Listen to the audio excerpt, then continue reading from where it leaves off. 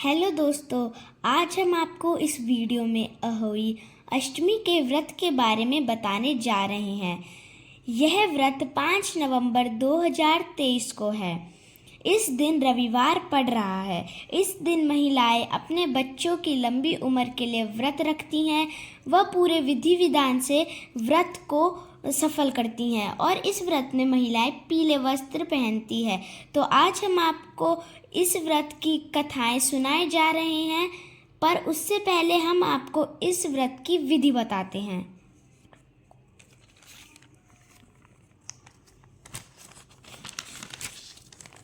तो आइए अहोई आठे अष्टमी व्रत के पूजन की विधि को पढ़ते हैं।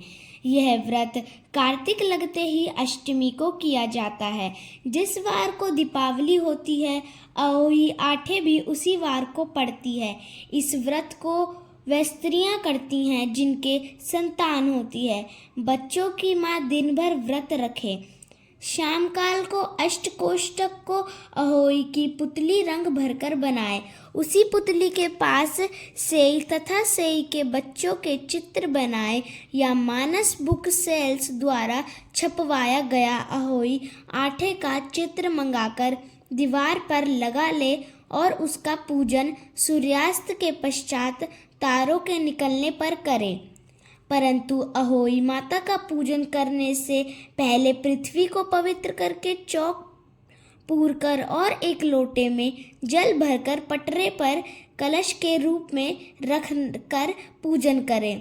तत्पश्चात अहोई माता की कहानी सुने। पूजा के लिए चांदी की अहोई से आयु बनवाए, उसमें चांदी की 2 मणिक डलवाए, जिन्हें दाने या मोती भी कहते हैं। जिस प्रकार हार में पेंडल लगा होता है, उसी प्रकार अहोई से आयु और दाने डलवाएं। फिर अहोई माता की रोली चावल, दूध व भात से पूजा करें और जल से भरे लोटे पर साथिया बना ले। एक कटोरी में हलवा तथा रुपयों का बायना निकाल कर रख ले और 7 दाने गेहूं के हाथ में लेकर और गले में अहोई को डालकर अहोई माता की कहानी सुने। जो बायना निकाल कर रखा है, उसे सासू जी के चरण स्पर्श कर कर मस्तक झुकाकर आदर पूर्वक उन्हें दे दे। तत्पश्चात चंद्रमा को अर्घ देकर के भोजन करे। दीपावली के बाद किसी शुभ दिन अहोई को गले से उतारकर गुड़ से भोग लगावे और फिर जल के छींटे देकर के मस्तक झुकाकर उसे रख दे। फिर जितने पुत्र हो उतनी ही बार तथा जितने बेटों का विवाह हो गया हो उतनी उतनी बार चांदी के 2 दाने उसमें डलवाए जाएं। ऐसा करने से अहोई देवी प्रसन्न होकर बच्चों की दीर्घायु करके घर में नित्य नए मंगल करती है। इस दिन ब्राह्मणों को पेठा दान से विशेष फल की प्राप्ति होती है।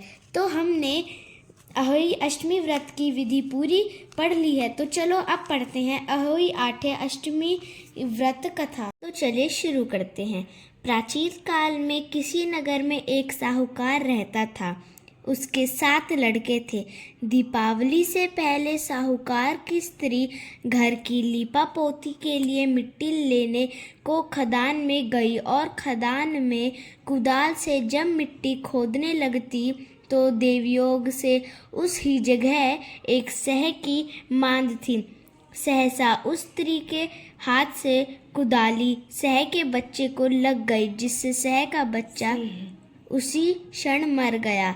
यह हत्या हुई देखकर उस स्त्री को बहुत दुख हुआ, परंतु अब क्या हो सकता है। वह स्त्री पश्चाताप करती हुई अपने घर आ गई।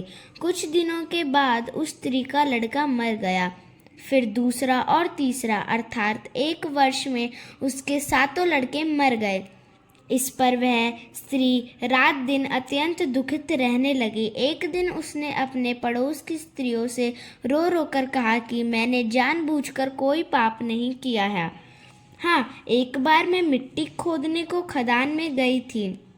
जब मिट्टी खोदने में सहसा मेरी कुदाली से एक सह का बच्चा मर गया था। तभी से 1 वर्ष के भीतर भीतर 7 लड़के मर गए। यह सुनकर उन स्त्रियों ने धैर्य देते हुए कहा कि तुमने जो यह बात हमको सबको सुनाकर पश्चाताप किया है, इससे तेरा आधा पाप तो नष्ट हो गया। सो अब तुम उसी अष्टमी को भगवती की शरण लेकर सह की बच्चों का चित्र बनाकर उनकी पूजा किया करो और क्षमा याचना करो। ईश्वर की कृपा से तुम्हारा समस्त पाप धुल जाएगा और तुम्हें पहले की तरह से ही पुत्रों की प्राप्ति हो जाएगी। उन सब की बात मानकर उस स्त्री ने कार्तिक मास की कृष्ण पक्ष की अष्टमी को व्रत किया तथा हर साल व्रत व पूजन करती रही। फिर उसे ईश्वर की कृपा से 7 पुत्र प्राप्त हुए। तभी से इस व्रत की परंपरा चली आ रही है। तो दोस्तों, हमने पहली व्रत कथा संपूर्ण पढ़ ली है। तो दोस्तों चलो अहोई आठे की दूसरी कथा प्रारंभ करते हैं। प्राचीन काल में झांसी के समीप दत्तीय नामक नगर में चंद्रभान नामक साहूकार रहता था। उसकी चंद्रिका बहुत सुंदर, सर्वगुण संपन्न, सती, सावधी, शीलवंती, चरितवान तथा बुद्धिमान थी। उसके कई पुत्र व पुत्रियां थे, परंतु वह सब बाल अवस्था में ही मृत्यु को प्राप्त हो गए। इस प्रकार संतान के मर जाने में से उन्हें बहुत दुख था। वह पति व पत्नी नित्य प्रति मन ही मन में सोचा करते थे कि हमारे मर जाने के बाद इस अपार धन संपत्ति का अधिकारी कौन होगा। एक दिन उन दोनों ने निश्चय कर लिया कि इस समस्त धन संपत्ति की त्याग कर कहीं वन चलकर भजन करें। ऐसा विचार करके वह दोनों अपना सब घर द्वार ईश्वर भरोसे छोड़कर जंगल को चल दिए। जब चलते चलते थक जाते तो कुछ ठहर का विश्राम करते और फिर चल पड़ते। इस प्रकार चलते चलते वह दोनों प्राणी मांद्रिका आश्रम में समीप शीतल कुंड पर जा पहुँचे। वहाँ पहुँचकर उन दोनों ने खान पान आदि सब त्याग दिया और निराहार अपने प्राणों को त्याग देने का निश्चय कर लिया। इसी तरह बिना आहार और जल पान के जब 7 दिन व्यतीत कर दिए, तब 7वें दिन आकाशवाणी हुई कि तुम दोनों प्राणी अपने प्राण मत त्यागो। यह सब दुख तुम्हें तुम्हारे पूर्व पापों से भोगना पड़ रहा है। सो अब तुम अपनी स्त्री से अहोई आठे, जो कार्तिक मास के कृष्ण पक्ष में आए, उसे आठे का अहोई माता का व्रत और पूजन कराओ। तब अहोई नामक देवी प्रसन्न होकर तुम्हें साक्षात दर्शन देगी। तब तुम उससे अपने पुत्रों की दीर्घायु मांग लेना और व्रत के दिन तुम रात्रि को राधा कुंड में स्नान करना। तत्पश्चात इस आकाशवाणी के अनुसार चंद्रभान की स्त्री चंद्रिका ने बड़ी श्रद्धा और स्वच्छ भावना से विधि विधान से अहोई आठे का व्रत किया और स्त्री ने राधा कुंड में स्नान किया। जब वह दोनों स्नान करके वापस लौटे तो उस पर प्रसन्न होकर अहोई माता ने प्रत्यक्ष दर्शन दिए और स्त्री और वर मांगने को कहा।